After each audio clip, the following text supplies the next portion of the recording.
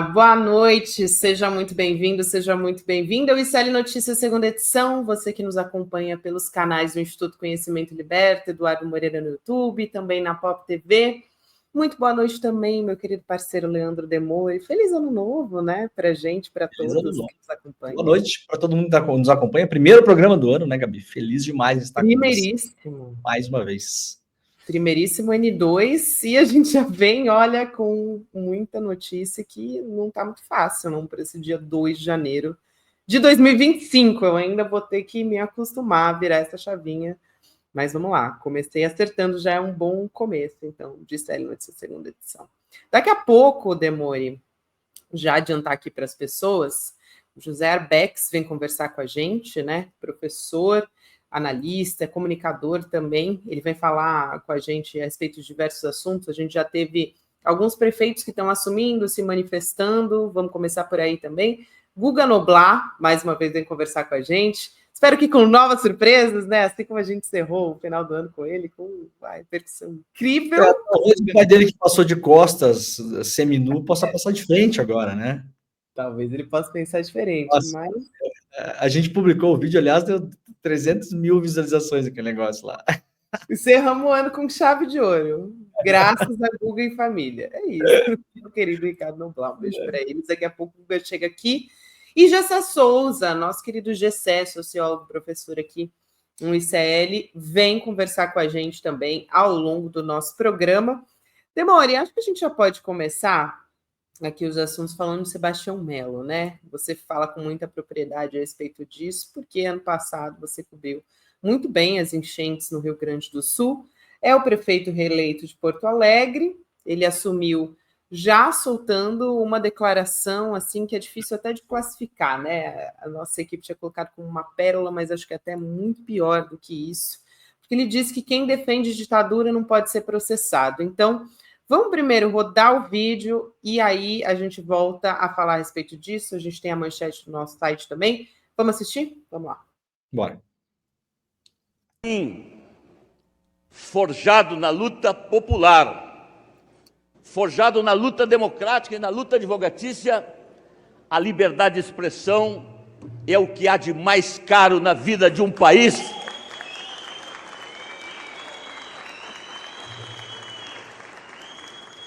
Eu quero que esta tribuna e das 6.000 casas legislativas municipais do Congresso Nacional, que um parlamentar ou qualquer do povo diga: eu defendo a ditadura, ele não pode ser processado por isso, porque isso é liberdade de expressão. Mas eu também quero que aquele que defenda o comunismo, o socialismo, dizendo que não acredita na democracia liberal, ele não pode ser processado, porque isso é liberdade de expressão. A liberdade de expressão é um valor maior. E a liberdade de expressão, ela me dá condições até de falar as besteiras que eu quero falar, e a legislação infraconstitucional, quando você faz isso, tem remédio para isso. Olha, Demore, eu vou pegar essa frase dele, né, dizendo aí que a liberdade de expressão é um bem maior, né? Foi esse termo que ele usou aqui, só para não mudar, mas basicamente a ideia é essa, né, do Sebastião Melo. Eu queria só, antes de você comentar, você já comenta tudo de uma vez, porque é muito interessante que este mesmo Sebastião Melo, prefeito reeleito, ele conseguiu na justiça apagar um grafite contra ele lá em Porto Alegre, né? Esse aí que você está vendo na sua tela, você está acompanhando, o Felipe Harp foi o artista que fez esse grafite, mostrando o prefeito no meio do alagamento, né? Que foi o que aconteceu no ano passado. Então, alguém que defende a liberdade de expressão não condiz muito com essa frase que a gente acabou de assistir, né, Demore? O Sebastião Melo poderia fazer, então, um menu para a gente, né? Dizer o que é liberdade de expressão, o que não é, né? Aparentemente, um grafite que foi feito por um artista lá em Porto Alegre. Aliás, a arte original é do Bruno, né? Que é um professor de história, aliás. O artista original desta obra é um professor de história de escola pública, né? E aí picharam isso lá em Porto Alegre. O Sebastião Melo, a sua coligação durante a campanha, pediu para o Tribunal Regional Eleitoral para remover e tiveram que remover. Foram lá pintar em cima. Então, assim, estamos lidando com um hipócrita, né? A maior definição da palavra.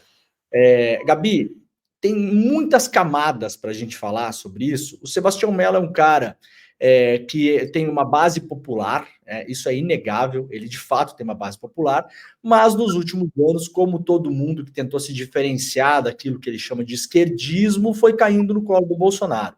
Não podemos dizer que é um bolsonarista, né, Gabi? Porque não é alguém que dependa do Bolsonaro para fazer a sua vida política, tem uma vida pregressa política, muito anterior até essa ascensão do Bolsonaro a partir de 2018, mas ele sabe que hoje o grande jogo eleitoral brasileiro é esse jogo da antipetista, anti-esquerdista e tal. Então, ele vai puxando, vai caindo para o colo do Bolsonaro. A frase dele é muito parecida com aquela frase do Bolsonaro: mais vale a nossa liberdade do que a própria vida, lembra? Então é a mesma frase. Se o bem maior é a liberdade, então, Gabi, o bem maior para uma pessoa não é comer, não é fazer 3 refeições por dia, não é ter um lugar para morar, não é nada disso. É a liberdade de expressão, segundo o Mello. Mas aí, quando é um grafite retratando ele alagado na enchente, aí não. O uso da ditadura é por isso, é para você se colar aí na extrema-direita, você criar uma polêmica também e você fazer a falsa equiparação entre socialismo, né, e ditadura. Veja, há uma falsa equiparação. Não, eu quero que todo mundo, né, como se ele dissesse, eu quero que todos os facínoras tenham direito a se manifestar. Os socialistas, isso que defendem ditadura militar. Ora, não são coisas equiparáveis, né? Alguém pode desejar um mundo socialista ou com bases socialistas perfeitamente dentro de uma democracia. É possível a pessoa desejar isso e tentar aplicar bases socialistas dentro de uma democracia. Agora, é impossível você aplicar bases de uma ditadura militar brasileira dentro de uma democracia. Há uma definição que se encerra por si, ela é impossível de acontecer, né? Então não há comparação. Agora, tudo isso é o diálogo com os bolsonaristas, com a base da extrema-direita, com a base aliada. E aí, só para eu fazer uma costura final, Gabi, tem um capítulo importante disso para a gente logo vai chamar o Arbex aqui para comentar também esse assunto com a gente. Talvez o Arbex possa entrar nesse assunto também, que é a reação da imprensa no Rio Grande do Sul. O Rio Grande do Sul tem uma imprensa hegemônica, né? Basicamente um veículo de comunicação apenas, os outros são mais veículos acessórios, menores ou independentes, que é o grande grupo RBS, né? A Rede Brasil Sul de Comunicação, que é o grupo, que é a Globo, para as pessoas entenderem, né? A Globo do Rio Grande do Sul, que tem a televisão, a sua TV e tem o seu jornal. A capa do jornal Zero Hora hoje simplesmente ignora a frase do Mello. Pelo contrário, a capa do jornal Zero Hora é o Mello elogiando o Mello. É uma frase do Mello elogiando o próprio Mello, né? Ignora isso que o Mello falou, e aí isso se soma ao que aconteceu dia desses no Jornal do Almoço, que é aquele jornal que passa ao meio-dia na RBS TV, na Globo do Rio Grande do Sul. Foram presos alguns cidadãos ligados a grupos neonazistas no Rio Grande do Sul e apreendidos vários materiais de cunho nazista, cruz gamada, material de propaganda nazista, enfim. E aí teve uma reportagem no Jornal do Almoço, e aí o repórter, em algum momento, falou: o material, né, de extrema-direita, de cunho neonazista e tal. Quando volta para a apresentadora fala o seguinte: olha, só quero fazer uma correção aqui. O que foi apreendido, Gabi, foi material de nazista e não de extrema-direita, viu, gente? Ou seja, eu não entendi muito bem. Depois, o vídeo que foi pro ar, Gabi, no Globoplay, eles cortaram essa errata, né? Então, eles fizeram uma errata da errata. Veja até onde vai o negócio. Não, gente. Extrema-direita não é igual ao nazismo, tá? É outra coisa. Extrema-direita é o Mello que a gente apoia. Extrema-direita é uns outros candidatos aí que a gente já apoiou na história da RBS, né? Isso não é nazismo, viu, gente? Isso é outra coisa. Extrema-direita, ó, até legal tá? Não tem nada a ver com nazismo. Então, você tem aí toda uma imprensa condescendente, né, com raras exceções dos colegas que trabalham nessas empresas, e aí um prefeito que se reelegeu em cima dos escombros da enchente, agora fazendo esse discurso hipócrita, para começar, e cretino, para terminar, pago com o nosso dinheiro, né? O dinheiro público vai lá fazer um discurso desse na sua cerimônia de posse da reeleição. Até porque defender ditadura é crime, né? Não é liberdade de expressão. Então, acrescentaria até criminoso aí nesses adjetivos. Eu quero aproveitar, Demore, e chamar o José Arbex, né, o jornalista José Arbex, para comentar justamente esse caso. Vou aproveitar, não sei se o Arbex chegou a assistir o vídeo, mas eu leio aqui a frase principal para ele. Primeiro, quero dar boa noite para você, Arbex, seja muito bem-vindo. Feliz ano novo, um prazer te receber aqui no nosso primeiro e série Notícia Segunda edição do ano. Para vocês também, o prazer é meu. Demore, mas a Gabi tem um golpe comigo, viu? É tradição dela. Eu falei, é um prazer receber, legal te receber e tal. Aí, quando chega no finalzinho, ela fala assim, você tem 30 segundos para explicar tudo o que aconteceu no universo, do Big Bang até hoje. Eu faço isso com o Demore também. Alex, somos dois. A Gabi falou que ia ter uma hora de programa. Eu falei, Gabi, eu falo sozinho. Daí eu falei, vamos dar mais espaço para o Arbex, que tem uns assuntos bons no começo. Daí ela falou, não se preocupe, o Arbex, ele vai pegar o espaço. Não precisa dar espaço para ele. É isso mesmo. Espaço sempre amplo e restrito aqui para você, Arbex. Eu vou aproveitar e ler para você, mais uma vez, e para quem está chegando agora, né, que não acompanhou, essa frase do prefeito reeleito de Porto Alegre, Sebastião Mello. Ele disse o seguinte: liberdade de expressão é um valor maior. A liberdade de expressão me dá condições até de falar as besteiras que eu quero falar, e a legislação infraconstitucional, quando você faz isso, tem remédio para isso. Estou dizendo isso porque aqui tem coisas que precisam ser ditas. Basicamente foi essa frase que disse o Sebastião Mello. Arbex, eu queria passar a palavra para você ficar à vontade. Bom, primeiro que não se trata de uma besteira qualquer, né? Defender a ditadura. Perfeito. Numa situação em que está se discutindo anistiar ou não o 8 de janeiro, quer dizer, os caras que estavam querendo impor a ditadura no Brasil, você defender a ditadura, defender o direito a defender a ditadura, nessa situação não é uma coisa qualquer. Começa daí. Quer dizer, uma coisa é você acender um fósforo na rua, ao ar livre. Outra coisa é você acender o mesmo fósforo num paiol fechado, numa sala cheia de pólvora. Quer dizer, que é isso que ele está fazendo aqui. Essa que é a verdade. Ele tá colocando incêndio na coisa. Isso em primeiro lugar. Em segundo lugar, eu ouvi o que o Demore estava dizendo há pouco sobre que não há nenhuma equivalência entre ditadura, socialismo, comunismo. Socialismo e comunismo são concepções de mundo, concepções políticas, concepções de sociedade, concepções de como um Estado deve se organizar. Ditadura é uma prática.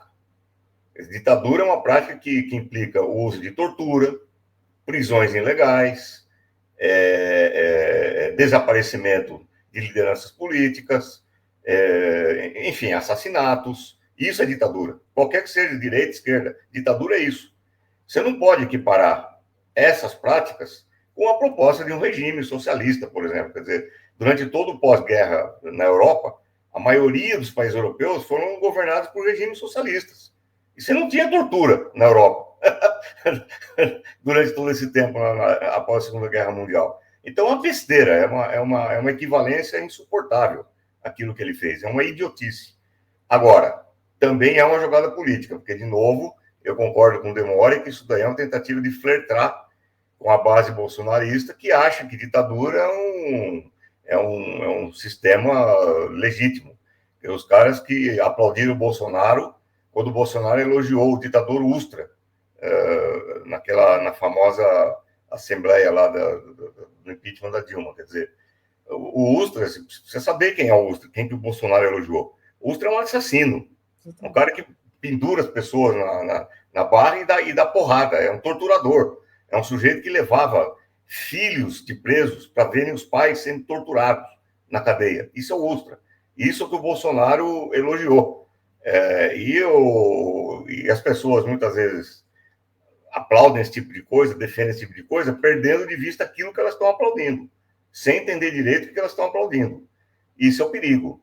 Agora, quanto ao 0 hora, o Demore, eu vou lembrar aqui, você deve conhecer isso também bastante bem, não sei se a Gabi acompanhou isso ou não, mas houve um momento em que o 0 hora, acho que foi no final dos anos 90, ou começo dos anos 2000, foi submetido a uma campanha de boicote da opinião pública que quase levou o 0 hora à falência. Os caras, houve retirada em massa de assinantes que se indignaram com o tratamento que o 0 hora estava dando, especialmente ao PT, tratamento indigno, mentiroso, calunioso, difamatório, o 0 hora estava dando. Teve uma campanha inédita no Brasil de boicote ao 0 hora, retirada de assinatura, e os donos do 0 hora, naquela ocasião, a família Sirotsky, se não me engano, teve que vir a público para se desculpar e pedir para pararem de boicotar o jornal, senão o jornal ia morrer. O jornal chegou muito perto de morrer, quer dizer, é uma tradição antiga já desse jornal flertar com o que existe de pior no autoritarismo brasileiro.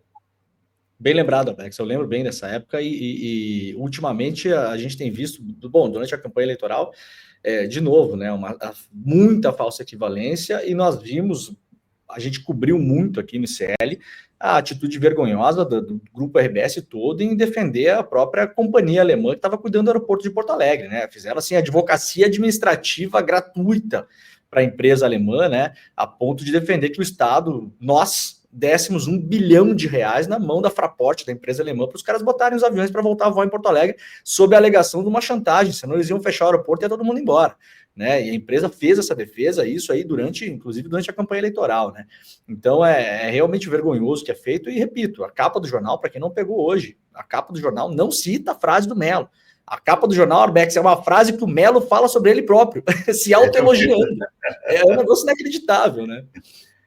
E isso daí é mais grave ainda, Demore, se você leva em conta o que está acontecendo na Alemanha, onde o nazismo está ganhando terreno, ganhou as eleições na Turíngia, onde fica Weimar, que é a principal sede administrativa da Europa após a segunda, da Alemanha após a Primeira Guerra Mundial.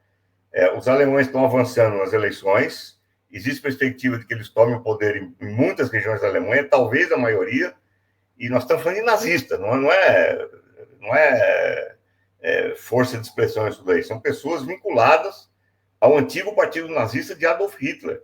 Esses caras estão chegando ao poder agora. Quer dizer, você começar a incensar agora uma retórica de extrema-direita, dizendo que ditadura é legítima, é liberdade de expressão, numa conjuntura em que os nazistas estão avançando, ganharam na Áustria. Os caras que ganharam na Áustria as eleições são descendentes diretos dos membros do partido nazista de Adolf Hitler.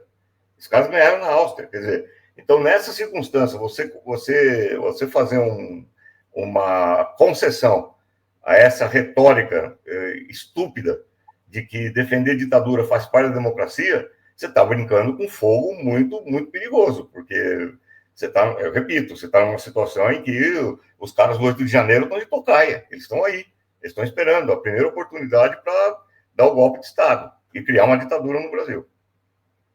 Arbex, eu acho que vale a pena falar também, porque você citou também esse caso da Alemanha, e a gente teve ataques ali nos Estados Unidos que antecedem a posse do Donald Trump, né, que vai acontecer nesse mês, a gente está muito de olho nisso, e o clima é de extremismo, né, com esses atentados. Alguns casos, enfim, estão sendo investigados, né, são 3 ataques diferentes, então só para a gente falar aqui, nesse 1º de janeiro, na expectativa da posse do Trump, como eu disse, teve um em Nova York, um grupo de homens que abriu fogo, atirou, né, contra uma multidão, 10 pessoas ficaram feridas, foram ataques a tiros em Nova York, né, em frente a uma boate. A gente pode colocar, aí a gente tem a manchete aqui na nossa tela. Teve também em New Orleans, né, em Nova Orleans, um veterano do exército jogando carro contra uma multidão também. E aí, 15 pessoas mortas, mais de 30 feridos no total. E aí, o terceiro caso foi a explosão de um Cybertruck em frente a um hotel do Donald Trump em Las Vegas. Aí, dentro desse carro, um soldado do exército morreu, né? E esse carro ele é fabricado pela empresa do Elon Musk. Olha só que coisa, que coincidência, né? Assim, um simbolismo dessa história. Porque é de uma empresa do Elon Musk, que é também agora, né, um aliado de primeira hora do governo Donald Trump, não só mais de Donald Trump. E, enfim, outras pessoas ficaram feridas nesse entorno, tudo isso aconteceu ali, e a gente já tem algum tipo de avanço na investigação de que um sargento do Exército está envolvido no aluguel desse Cybertruck. Então, ele não agiu sozinho, e essas informações todas estão se desenrolando, mas o que a gente sabe é que todas elas, não por coincidência, acontecem logo na iminência, praticamente, né, da posse do Trump e Arbex. Eu acrescentaria um outro dado que, num certo sentido, para mim, é mais indicativo do tipo de tensão que está acontecendo nos Estados Unidos, que foi o assassinato daquele CEO daquela indústria hospitalar, né, da Big Pharma. Um plano de saúde, era um plano de saúde, né? O cara foi assassinado por um sujeito que estava indignado com o preço, o custo da saúde nos Estados Unidos. O que é significativo nesse caso? É que esse cara está sendo aplaudidíssimo nas redes sociais nos Estados Unidos. Esse cara está sendo tratado como herói, o assassino do executivo. Eu assino uma revista da extrema-direita dos Estados Unidos, em que eles saíram outro dia com um título, que eu achei o título, assim, a coisa mais reveladora do mundo, dizendo o seguinte: o fulano, é o nome do assassino, eu esqueci o nome dele, não é herói. Olha o título, não é herói. Quer dizer, porque o clima de aplauso, de apoio a esse cara aí está tão grande nos Estados Unidos, que as pessoas estão tratando ele como herói. Por que está acontecendo isso? Desespero, Gabi. Os Estados Unidos vivem hoje uma situação social desesperada. Eu vi as últimas estatísticas do Ministério do Interior lá dos Estados Unidos, dizendo que são no New York Times, inclusive, existem hoje 700 mil pessoas em situações de rua nos Estados Unidos. 700 mil pessoas. Isso aí, comparado com o Brasil, é o triplo da situação brasileira, comparado com o número de habitantes nos Estados Unidos. E essas 700 mil pessoas em situações de rua não incluem os 40 milhões de pessoas que dependem do food stamp, ou daquele selo de receber alimentação, e não incluem as pessoas que estão recebendo ajuda de grupos filantrópicos, como Rotary, Lions, etc. e tal. Então, os Estados Unidos, você tem, e não é em qualquer lugar, você vai em Los Angeles, você percorre quarteirões e quarteirões e quarteirões de ruas, calçadas tomadas por tendas, por barracas, pessoas morando na rua. Em Las Vegas, você tem o subterrâneo de Las Vegas, está tomado por pessoas que estão vivendo em esgoto, vivendo em catacumba. Então, os Estados Unidos estão numa situação desesperada. E o Trump entrou com uma retórica, e aí que está o ponto, ele entrou com uma retórica de que vai resolver tudo na base da porrada. Vai deportar milhões de hispânicos, vai baixar a porrada em quem não cumprir a lei, é o xerife que vai botar ordem na casa. Só que, Gabi, você está falando para uma população de 300 milhões de habitantes que tem nas mãos 300 milhões de armas. Essa é a última estatística que eu vi. Então, 300 milhões de armas, incluindo pistolas automáticas, nas mãos da população. Isso aí vai dar, não tem como isso aí ser resolvido de uma forma pacífica. Quer dizer, na minha opinião, o que está acontecendo agora, esses atentados, são um sintoma de uma situação social extremamente tensa, que, na minha opinião, vai acabar desaguando no Trump adotando medidas de emergência para tentar instaurar a ordem nos Estados Unidos. Eu acho que a coisa está indo para esse nível. E agora eu vou especular. Agora, o que eu vou falar agora é pura especulação, podem me chamar de delírio, pode falar o que vocês quiserem, mas eu vou especular. Na minha opinião, essa aparição de drones nos céus dos Estados Unidos, que ninguém explica. Vocês estão acompanhando isso, né? Sim. Faz 2 semanas que tem milhares de drones aparecendo no céu dos Estados Unidos e ninguém explica de onde vem essa porcaria e o que é isso daí. Eu não estranharia se isso aí não fosse um experimento feito por parte do próprio Deep State, do governo dos setores mais duros militares dos Estados Unidos, para criar uma situação de pânico generalizado na população que beneficia a adoção de medidas de emergência por parte do governo federal. Quer dizer, eu não dou outra explicação, é o quê? ET. Porque você imagina, todo mundo acompanhou, quando a China soltou parece que foi a China, que soltou 2 balões meteorológicos que percorreram o céu dos Estados Unidos, em 2 horas esses balões estavam no chão. Então já tinham derrubado o balão, já estavam falando que era a China e acabou. Agora faz semanas que esses drones estão voando para lá e para cá e ninguém sabe o que é. O governo dos Estados Unidos não permite isso, não tem como o Pentágono permitir um negócio desse. E eles estão lá. Quer dizer, eu acho que isso aí está sendo criado uma situação generalizada de pânico nos Estados Unidos, de tensão social, que o Trump vai tentar levar até o último limite para fazer valer a lei da porrada, que é o que ele quer impor. Essa é a minha opinião. E isso que, para mim, dá a dimensão da gravidade desses atentados. Agora, significativamente, um deles, eu acho que era o de Las Vegas, foi um cara associado ao ISIS, né? Ao Estado Islâmico, que é um estadunidense, é um militar estadunidense, de origem, ele é cristão, depois se converteu ao islamismo, e ele fez o atentado com a bandeira do ISIS, que é o... De New Orleans, né? Ele nasceu no Orleans. Isso. Agora, Arbex, deixa eu engatar, já que você vai entrar nesse assunto, porque eu estava te ouvindo aqui e eu queria só pegar um dado que eu estava vendo ontem, acabei de confirmar aqui, tá? 40% das pessoas que moram nos Estados Unidos acreditam que os Estados Unidos vão passar por uma guerra civil num futuro próximo, diz uma pesquisa que foi divulgada agora, essa semana, né?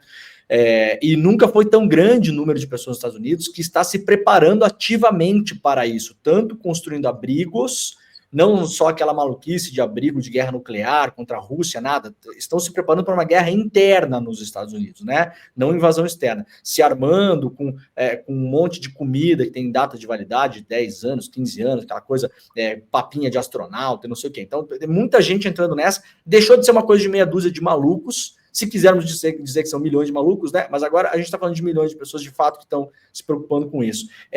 Muita coisa, você estava falando do negócio do ISIS, né? Na Europa tem acontecido também e nos Estados Unidos tem acontecido também. A impressão que eu tenho, tá? Os atentados que têm acontecido nos últimos anos, que tem motivação política, tirando os atentados que acontecem em escolas, que é toda uma outra cepa, né? Mas que tem motivação política, é menor o número que tem relação com o Islã, por exemplo. Hoje em dia você tem muito atentado, esse do Trump parece que não tem nenhuma relação militar, né? Esse outro da boate também parece que não tem nenhuma relação. Dentro desse caldo todo, né? Você acha que uma frustração, porque o Trump falou, vou mandar embora milhões de imigrantes, são 300 milhões de pessoas nos Estados Unidos, ele não vai resolver esse problema chutando as pessoas de lá, isso não vai acontecer, mesmo que queira, ele teria que mandar embora 20 milhões de pessoas, 25 milhões de pessoas, 30, isso não vai acontecer, não tem nem dinheiro, não tem nem soldado para fazer isso, ele causaria uma confusão incrível, né? Você acha que vai operar também um pouco cognitivamente, Arbex, a questão do desamparo de chegar daqui um ano e ver que o Trump não resolveu a parada? Você acha que eles vão operar nessa onda propositalmente? Digo assim, a gente sabe que não vai resolver e vai trabalhar com o desalento das pessoas e falar, pô, nem esse cara resolveu, então vamos partir para uma coisa mais radical. Você acha que tem um pouco esse caminho também pela frente? Eu acho que é o que está acontecendo.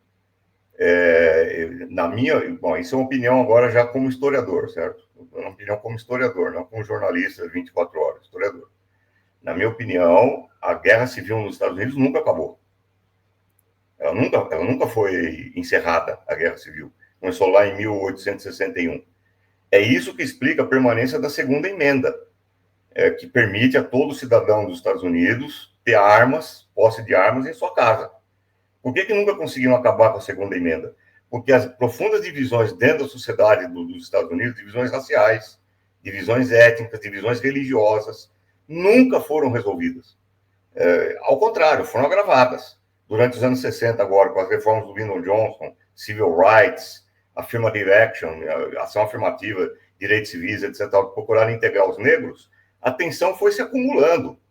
Quando o Obama, eu me lembro num debate que eu participei, falaram, quando o Obama foi eleito, falaram, agora acabou mesmo a guerra civil nos Estados Unidos. Eu falei, engano seu, agora que ela está entrando numa nova fase, porque foi eleito um presidente negro. E de fato, se você pegar todas as articulações em torno da segunda emenda, você vai ver que quem apoia a segunda emenda são as articulações que participaram do Sul Confederado, lá na Guerra Civil. Os WASPs, os protestantes, anglo-saxônicos, brancos, o grande capital, os grandes proprietários de terra no Alabama, no sul dos Estados Unidos. É esse pessoal que está por trás do National Rifle Association, que é o grande lobby das armas nos Estados Unidos. Esse pessoal que hoje é o pessoal que forma a massa de evangélicos cristãos sionistas que apoiam o governo Trump e que deram a vitória e que já não são nem mais o Partido Republicano. Esses caras já engoliram o Partido Republicano. Os evangélicos sionistas brancos. Eles engoliram o Partido Republicano e transformaram o Partido Republicano nessa máquina racista, que tá empenhada em radicalizar ainda mais. Essa coisa da deportação, eu fiz uma conta rápida. Se o Trump quiser mesmo deportar 11 milhões com a promessa de campanha dele, ele vai ter que deportar 1 milhão de pessoas por dia. 1.000 pessoas por dia, durante 4 anos, para poder cumprir a pauta dele de 11 milhões de pessoas. Não tem logística para isso, não tem nada que sustente esse tipo de coisa. Agora, o Obama deportou 3 milhões, né? Não vamos esquecer isso daí. O Obama deportou 3 milhões de hispânicos. Então, é uma ameaça permanente sobre a população hispânica e negra nos Estados Unidos, imigrantes. É uma ameaça permanente, mas, como você falou, é impossível de ser levado a cabo. E isso daí vai aprofundar, já está aprofundando todas as tensões. Pô, nós estamos vendo, outro dia eu vi uma coisa na internet que me deixou uma senhora doente, que foi expulsa do hospital e colocada na calçada, em cima de uma maca, porque ela não tinha dinheiro para pagar a conta do hospital. Quer dizer, imagina você chegar numa situação dessa, quer dizer, e isso numa situação em que, e aí entra outro detalhe que nós não podemos perder de vista também, que é o desespero do império, que está perdendo para a China, né? Está perdendo para a China, a palhaçada que o Trump aprontou outro dia, ameaçando reanexar o canal do Panamá, porque a China agora acertou um acordo com o Panamá de que a China vai administrar o canal do Panamá no âmbito da nova Rota da Seda, para promover comércio e integração comercial do canal com a Rota da Seda euroasiática. O Trump veio a público dizer: se isso acontecer, eu vou voltar a anexar o canal do Panamá. Imediatamente gerando manifestações no Panamá, protestos e passeatas, os caras queimando a bandeira dos Estados Unidos, queimando a fotografia do Trump. É uma situação de desespero do império. Os caras estão desesperados, eles estão perdendo a hegemonia, perderam o pé dentro dos Estados Unidos, com o grau de miséria acumulada, com as contradições próprias inerentes ao capitalismo, e não sabe o que fazer com isso. Então, eu acho que o Trump está indo para um caminho de confrontação mesmo, para adotar medidas de força. Essa é a minha opinião. Perfeito. Arbex, quero muito agradecer sua presença aí, aqui. Tá vendo? Chegou um momento. Aí, ó. 30 segundos, Arbex. Vai! 30 segundos. Eu te agradeço muito aqui, Arbex. É um presente para a gente ouvir nesse primeiro programa do ano, aqui, ainda mais nesse clima que é tão difícil, né? A gente começando o ano já tem que falar da extrema-direita e de como as coisas estão nos Estados Unidos também, como tudo isso reflete aqui. A gente já teve declaração do Sebastião Mello, que a gente falou também, e por aí vai. Pelo amor de Deus. Obrigado demais, professor. Eu que agradeço aí. Tchau para todos aí. Bom ano para todos aí. Bom ano para todos. Até uma próxima. Muita gente aqui, quando a gente entra com o Arbex, já fala: que bom, a melhor risada do ICL chegou. Eu diria, ele e Heloísa Vilela estão assim, ó. O Arbex é muito bom, ele consegue explicar o que está acontecendo com o fundo histórico, assim, com muita clareza, né? Muito, muito bom. Agora, Demori, você sabe que além disso tudo, essa eu tive até que respirar fundo, assim, porque quando eu vi a nossa thumb, né, que é aquela imagem, para quem está nos acompanhando, aquela imagem que fica estampada para chamar a nossa live, né, o nosso programa, eu fiquei assim, deu até uma dificuldade assim de respirar.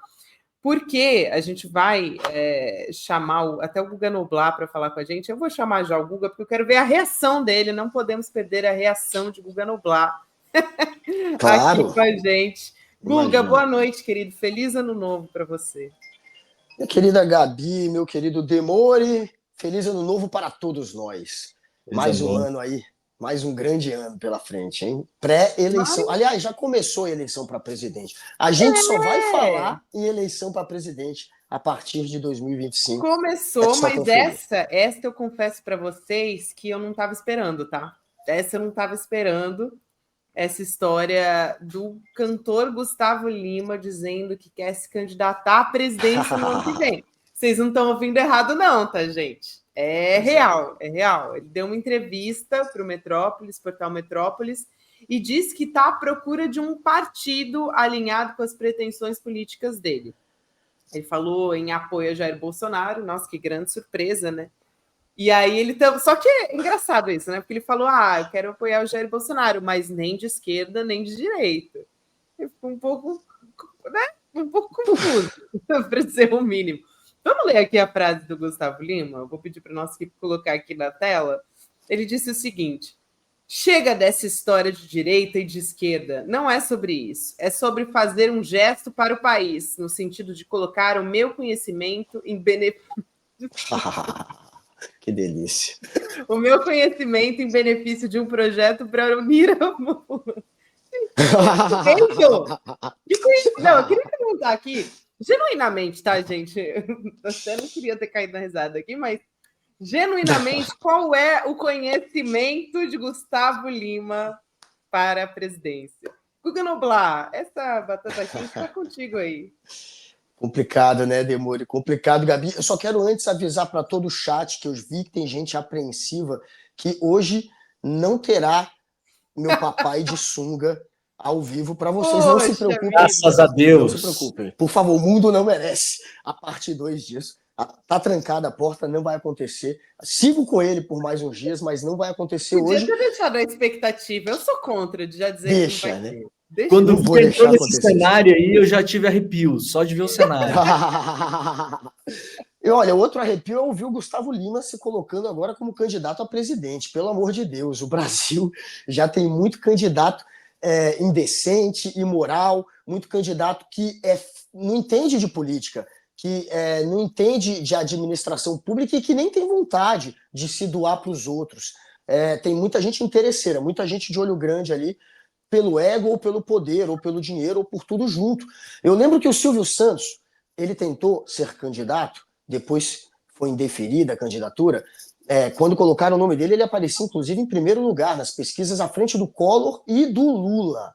Ele conseguiu ser o favorito, enquanto era um nome postulante ao Palácio do Planalto, e ele depois assumiu, anos depois, que o interesse dele em se tornar candidato a presidente era o ego. É porque ele via que já tinha estourado na TV, não tinha muito mais a conquistar ali, era uma pessoa muito conhecida, e foi pelo ego. Ele assumia isso, pelo menos passou a assumir, claro, anos depois da candidatura, e eu acho que o Gustavo Lima, Gustavo Lima é a mesma coisa. É puro ego, é pura vontade de ser mais do que deveria ser, é soberba, e aí está agora enveredando aí por esse caminho de colocar como um possível candidato em 2026. Agora, o que a gente pode ler dessa história é que ele está, de certa maneira, rompendo com Jair Bolsonaro, porque Bolsonaro não admite nenhum nome que não seja ou indicado por ele ou dele. E neste momento, o bolsonarismo tem aquela bandeira, aquela narrativa de que Bolsonaro será candidato e ele vai conseguir a anistia. E a narrativa é essa. O Carluxo, um dia desse, estava dando bronca no Twitter. Não, ninguém pode colocar nenhum outro nome que não seja o de Jair Bolsonaro. E ele diz que é o plano A, que ele é o plano B, que ele é o plano C, que ele só vai deixar de ser o plano quando acabar a vida dele, quando ele morrer, ou quando acabar a vida política dele, que não acabou, segundo ele. Pelo menos deu uma pausa, Bolsonaro. Você está inelegível, não será candidato, isso eu duvido, mas para o bolsonarismo, tem uma mosca me atrapalhando, ele segue sendo o nome. E você se colocar como um postulante é uma certa afronta a ele. Então, quando o Gustavo Lima se joga ali como um possível nome, mesmo parecendo que é puro blá blá blá, até ele nem tem partido político ainda, mas ele se colocando ali e ainda se dizendo nem de direita e nem de esquerda, isso vai ser, eu tenho certeza, encarado como uma furada de olho em Jair Bolsonaro e vai ter consequências, talvez, para ele, dentro da extrema-direita. Tem umas coisas também, né, Guga? O Gustavo Lima viu o exemplo do Pablo Marçal. Então, assim, ele viu que dá, né? Dá. Qualquer um dá. Você vai, do jeito que você consegue aí, você tem dinheiro, consegue um apoio e tal. Então, assim, que dá, né? Se você aparecer, o cara quase virou prefeito de São Paulo. Outra coisa, você tem o Bolsonaro inelegível.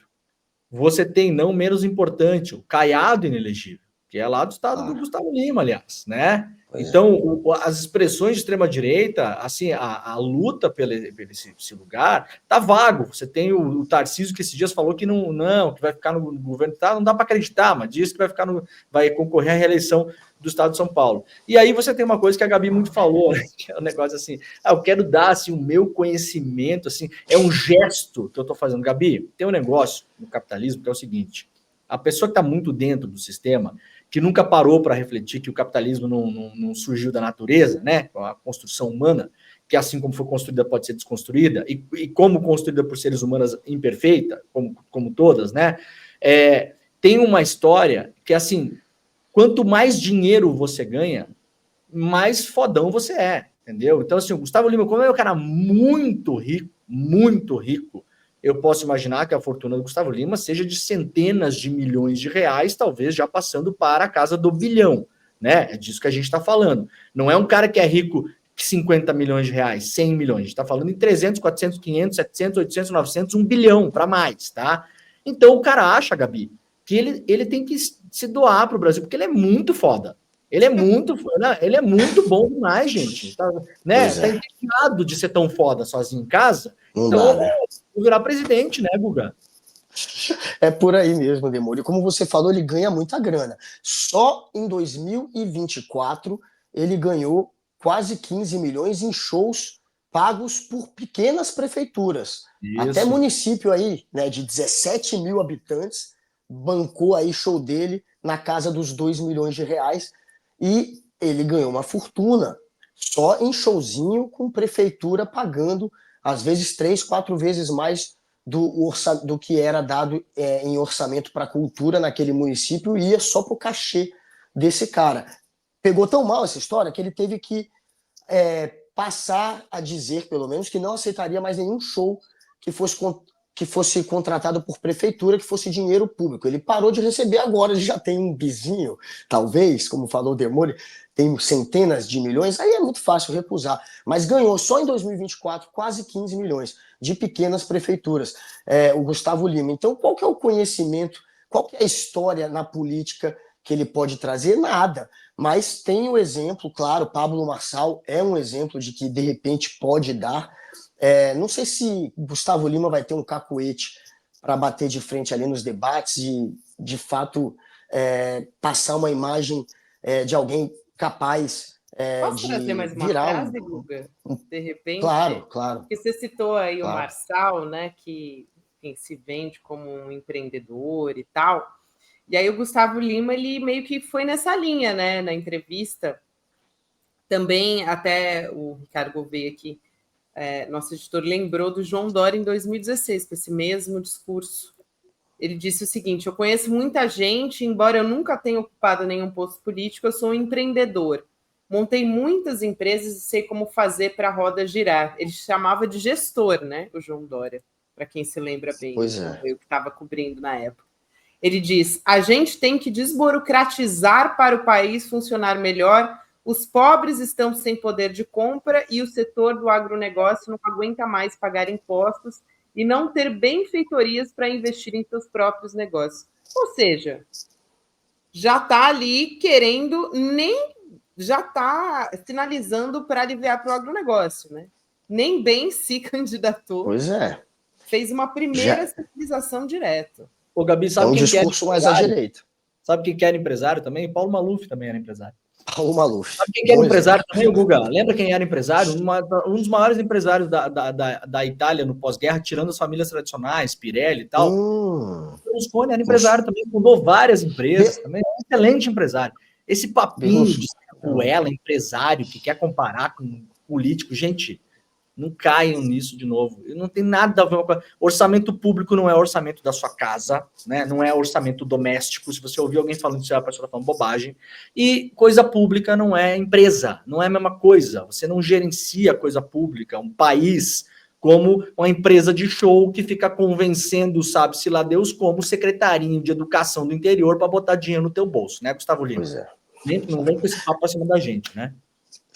E o medo maior é que o Gustavo Lima leve para dentro do Palácio da Alvorada o estilo grego-goiano. O grego-goiano é o maior medo agora da galera, que o Palácio da Alvorada vire uma van, né? Vire uma casa da van, uma espécie de van. Então há todo um mau gosto também, né? Há toda uma crise de estética que as pessoas têm medo que o Gustavo Lima carregue para dentro da política, caso ele se torne, quem sabe, um político um dia.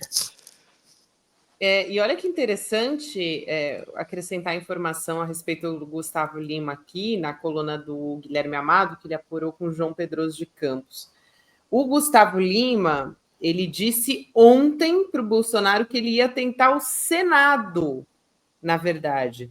Então, eles se falaram no dia 1º de janeiro, o Gustavo Lima e o Jair Bolsonaro, e aí ele disse que seria candidato ao Senado por Goiás em 2026. Ou seja, essa notícia aí que o Gustavo Lima ia disputar a presidência, né? A galera ali no entorno do Bolsonaro foi tentar checar se estava procedendo essa informação, né? Estavam confirmando a veracidade, tal. Ele deu uma entrevista, né, para Lilian Tharram, no Metrópolis.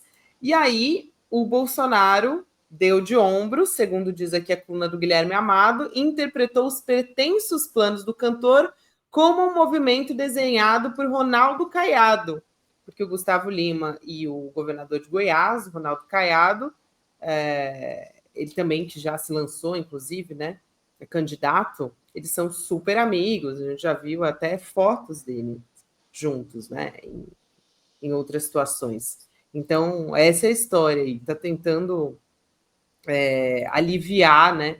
Mas, no caso, primeiro ele falou sobre o Senado, depois ele veio com a presidência. Então, me pareceu que eles vão deixar de ser amigos aí, como disse o Guga Noblar, né?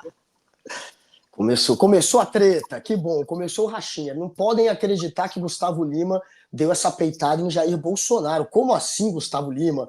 O sertanejo mais bolsominion de todos, falando agora que vai ser candidato, furando o olho do mito, mas foi isso que aconteceu. Ele deu uma entrevista para Lilian, lá no Metrópolis, tem as frases com aspas dele, tudo saiu da boca dele, e está muito claro que ele se colocou como um candidato a presidente. E nessa treta da direita, quem vai ser? Quem vai ser? Gustavo Lima, os filhos do Bolsonaro? Se não for, claro, Jair Bolsonaro, quem será? Agora vieram, né? Saiu na CNN, é da CNN essa notícia.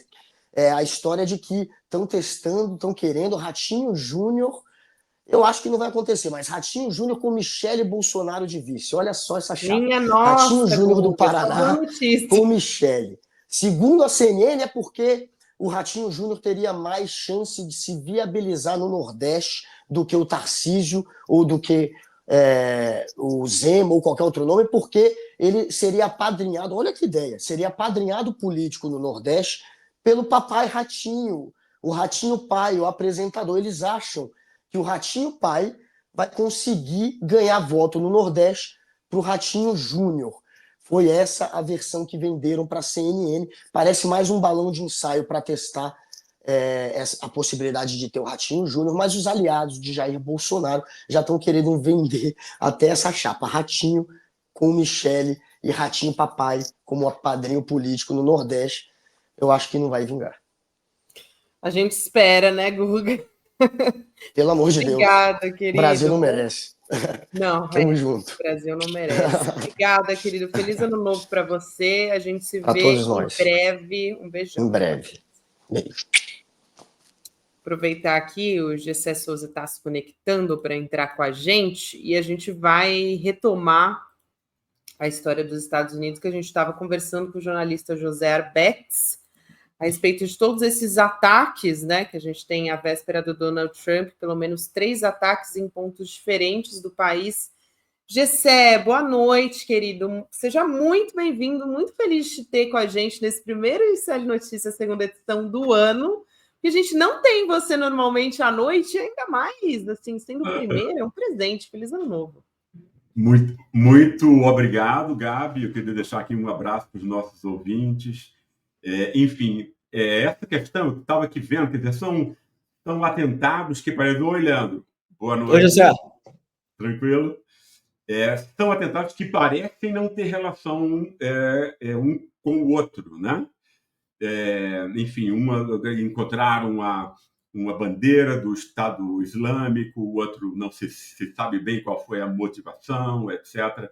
O que eu acho muito interessante é que isso está começando a acontecer de um modo, enfim, isso está explodindo, né? O que está por trás disso? Acho que essa é a grande questão, né? Porque aqui não se trata mais da gente tentar identificar motivações pessoais. Eu acho que elas não são as coisas mais importantes aqui. Aqui você tem um mundo, né, que está com o Donald Trump e que está no capitalismo financeiro, ele devasta o ambiente, ele deixa as pessoas pobres e ele cria algo que é extremamente importante em todos esses atentados, uma desconfiança na democracia. Ou seja, a gente está passando por uma crise, talvez a crise mais profunda dos últimos 200 anos, né, da nossa forma de organização política, né? Ou seja, as pessoas estão se sentindo o quê? Que a voz dela não é mais ouvida, que o voto dela não importa mais, que a participação dela não só não importa, como também não é mais desejável até. Né? Então, você tem aí um mundo onde você está criando pessoas empobrecidas, você tem um contexto de uma guerra fria planetária, né?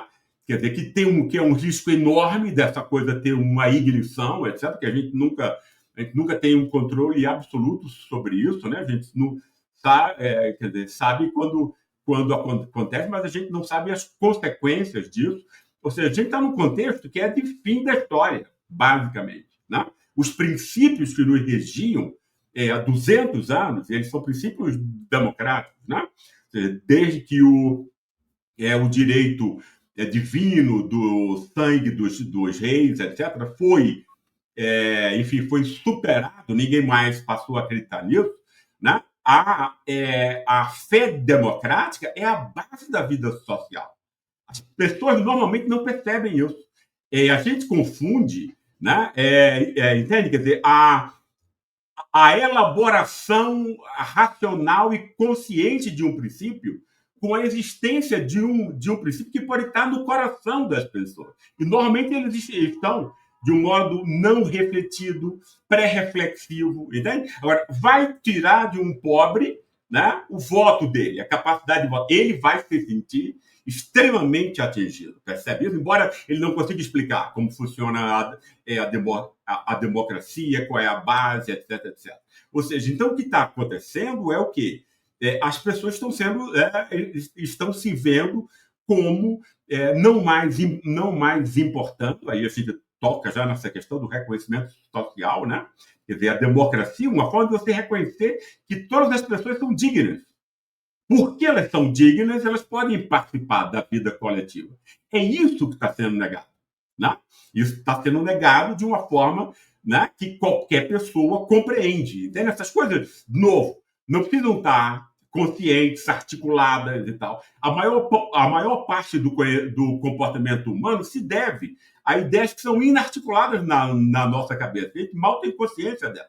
Né? Mas está nas pessoas esse mal-estar. Eu acho que a causa principal é esse mal-estar de um fim de uma época, né, nos seus estertores, e que produz, como Antônio Gramsci, o grande marxista italiano, dizia, exatamente doenças, enfermidades, etc., né, acontecimentos apocalípticos, abruptos, etc.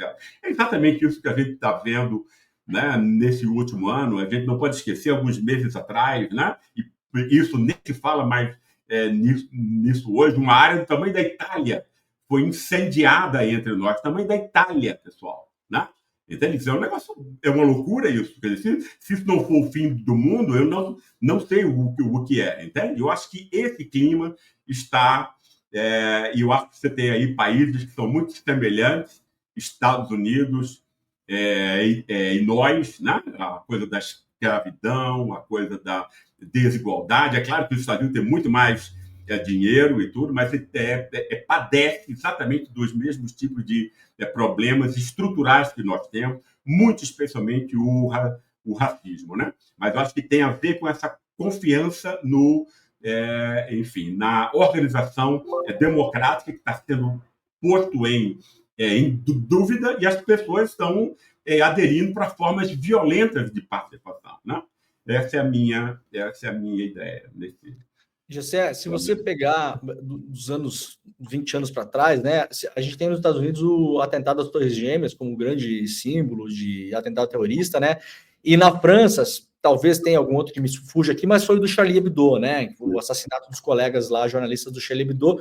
Os dois tinham essa estampa de uma revolta do que países centrais, as ditas democracias do Ocidente, estavam fazendo fora das suas fronteiras, né? Estampa islâmica e tal, como é colocada, mas é muito mais uma reação à agressão externa.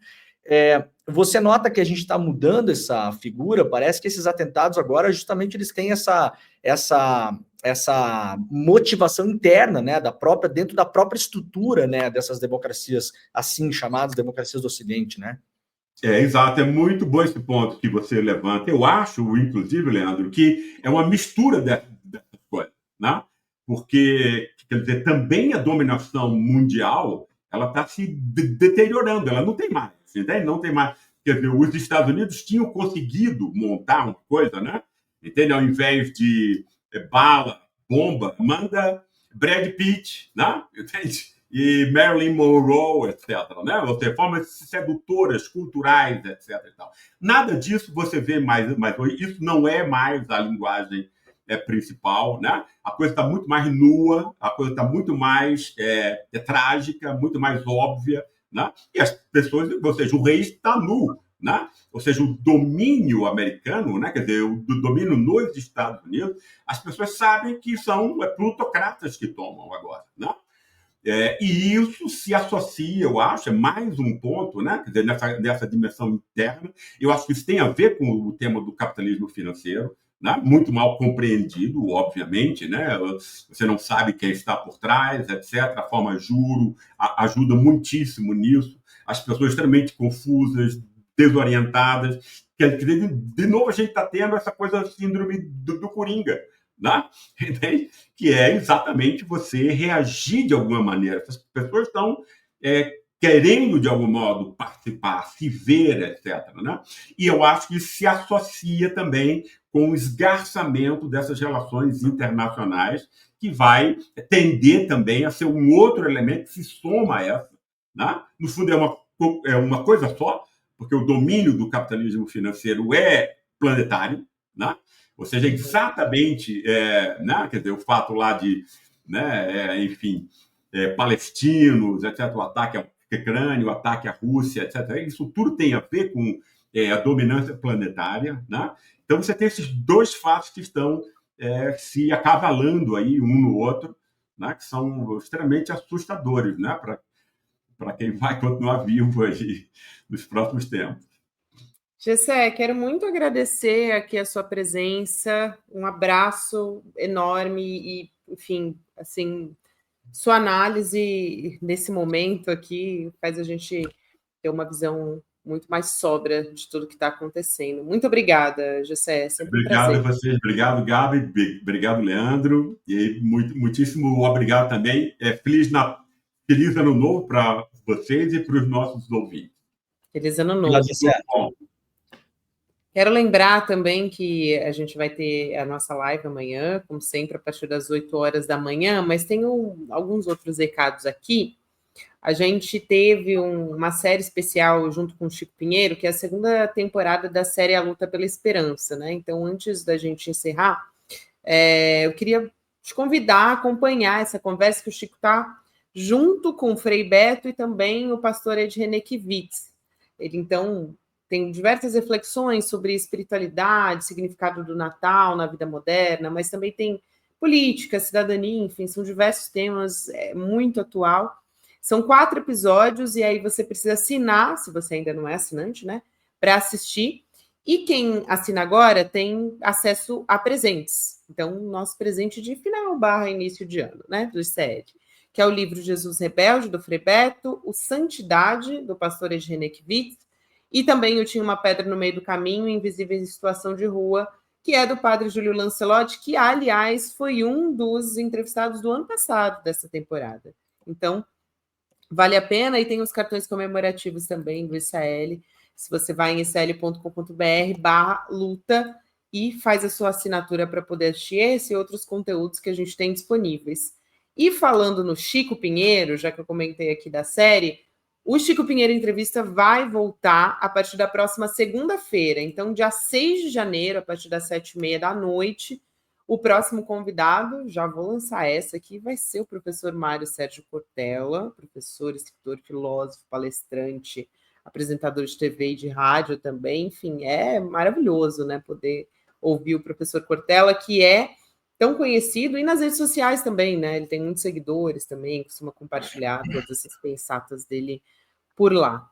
A gente teve, assim, entrevistas incríveis, né, com o Chico Pinheiro no ano passado, Demore. Então, acho que começar com o professor Cortella vai ser um ganho para todos nós. Muito legal. Isso aí. Então, vamos nessa? Só lembrando que para você receber novidades assim do programa do Chico, você vai em icl.com.br/Chico. E aí você entra no grupo do WhatsApp, recebe as coisas com antecedência e fica sabendo tudo antes de todo mundo. Vamos nessa então, Demore. Vamos chegando aqui ao final do nosso ICL Notícias segunda edição especial. Amanhã te espero de volta, tá bom? Amanhã estaremos aqui com todo o bom humor de um começo de ano maravilhoso. Firmes e fortes. É isso aí, Demore. Obrigada. Feliz ano novo para todos que nos acompanharam aqui mais uma vez. Um abraço grande para você também, meu amigo. Um beijão. Beijo. Até mais. Olá pessoal, sou Ed Renekiewicz, participo desta série do ICL, A Luta pela Esperança, um presente de Natal para você. Tive uma conversa maravilhosa com o Frei Beto, com o Chico Pinheiro, um momento em que conversamos sobre as virtudes teologais, a fé, a esperança e o amor. Desejo para você um fim de ano cheio de alegria, de paz, um Natal abençoado para você e para sua família e espero encontrar você. Vamos lutar juntos por um futuro melhor, por um Brasil melhor, por um Brasil de paz e justiça para todos e todas.